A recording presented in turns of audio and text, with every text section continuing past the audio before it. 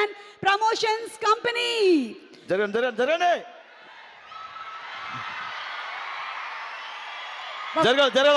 జరగాలి. బాబు ఎవరు వచ్చినా నేను జరగను, నేను ఇక్కడే ఉంటాను.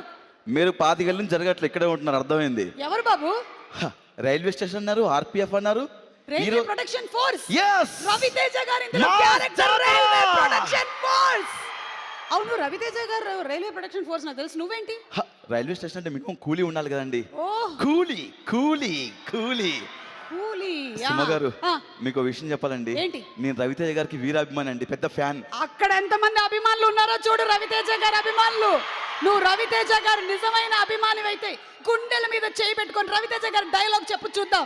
గుండెల మీద చేయి పెట్టుకొని ఓకే చెప్పు.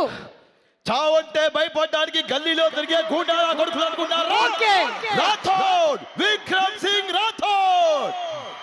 అర్థమైంది. మాస్ మహారాజా. అర్థమైంది. అవును, ఈ సూట్ కేసు ఏంటి, ఎవరిది?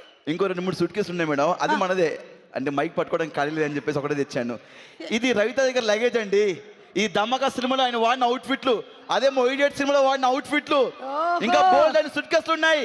మాస్ జాతర వాడిన అవుట్ఫిట్ కూడా ఉన్నాయి. అర్థమైంది. ఆయన ఏమేమి అవుట్ఫిట్లు వాడో అన్ని కలెక్ట్ చేసి పెట్టుకున్నాను. వీరాభిమాని. yes ఓకే, అయితే ఇప్పుడు మనం ఒక మంచి పాట అందుకుందాం. ఓకే అండి. చూపులతో గుచ్చి చంపకే మేరా. నువ్వు కాదు, ఇండియన్ ఐడల్ సింగర్స్ వస్తున్నారు. నేను ఇండియనే. నువ్వు ఇండియనే, కానీ నువ్వు ఐడల్ కాదు, ఐడియల్. ఓహో, సో ఇప్పుడు మన ఇండియన్ ఐడల్ సింగర్స్ వచ్చేస్తున్నారు, వాళ్ళని స్టేజ్ మీదకి ఆహ్వానించేద్దాం కదా. వచ్చేయండి. Let's go. Mass Maharaja Raviteja.